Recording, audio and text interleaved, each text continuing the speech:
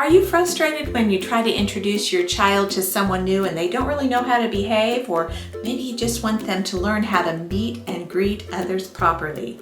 In this short and to the point video, I'm going to give you some steps to teach your child how to meet and greet others properly, and I'll give you a couple of games that'll make it more fun.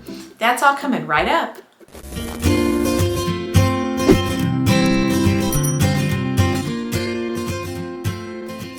For some people, social skills take some time to master, but everybody still needs to know the basics.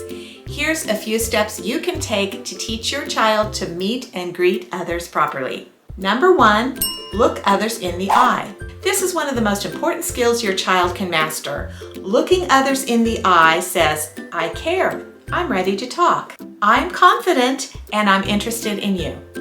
If you think about it, one of the most socially inept things a person can do is not look you in the eye when you're having a conversation. Doing eye-to-eye time every day, as I have mentioned in several of my other videos, my online course and my book, it is the best way to give them daily practice in this area. Number 2, smile. Don't forget to let your child know that looking the other person in the eye isn't the only thing that matters. A nice, engaging smile is another sign that you're happy to meet the person and can put them at ease. Number 3, teach them a proper handshake. Fish hands are not okay. Show them how to practice a firm handshake that shows confidence. This is another way to make a good first impression and to show the other person you're interested in them. Of course, the firmness shouldn't be uncomfortable either. Number 4, teach them to catch and throw. A child sometimes may not realize how a conversation is supposed to work. There will either be a super fast talker who doesn't allow the other person a chance to speak at all, or there could be somebody who doesn't know how to keep a conversation going and keeps dropping the ball, so to speak. To teach them better how to have a social conversation, play the conversation ball game. This is where you actually have a ball and you toss it back and forth to keep it going. Tell them a good way to keep a conversation going is to make a question at the end of what they say and then throw the ball back to you. For instance, you may say, hello, my name's Holly, what's yours? That question gives the other person the indication that it's their turn to talk. So if you're playing the ball game, say, hello, my name is Holly, what's yours? Toss the ball to your child and have them say the same thing back. Some of the questions they might ask are, where do you go to school? Do you have any pets? Do you have any brothers and sisters? Where do you live? If your child has these questions in mind, they'll start to understand how to throw the ball back and forth, the ball of conversation. Number 5, teach what's appropriate and what's not. It's a really good idea to let your child know that some questions are just off limits, especially with adults.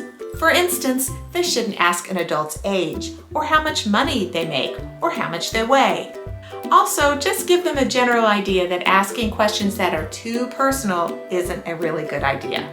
Number 6, help them discern the interest level of others. It's not uncommon for a child to go on and on about something that the person listening may not be very interested in, and they have no idea. In their excitement to tell somebody something, they just keep talking and not allowing the other person a turn to talk. There are social signals that will let them know if the other person is interested in what they're saying. For instance, are they continuing to keep eye contact, or are their eyes wandering from here to there as they're speaking? Or maybe they're looking at their watch. Another way to know would be if the other person is asking questions or making comments on the same subject. Number 7, discern the other person's needs.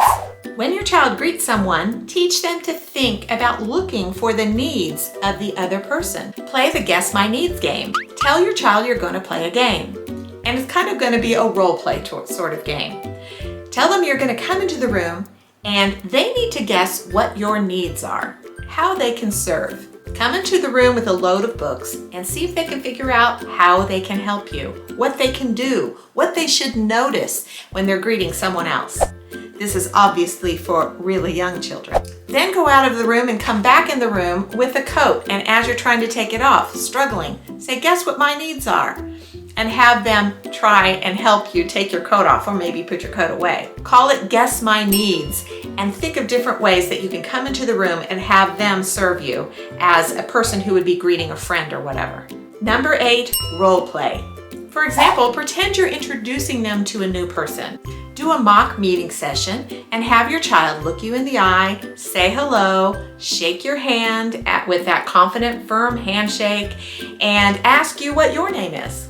Then, of course, the other 2 games I mentioned, do the catch and throw conversation ball game and also the guess my needs game. Has this video been helpful? Be sure to subscribe, but also before you go, I want to make sure you know about my other channel, Parenting News and the Culture War. If you're interested in knowing more about that, there's a link below in the description.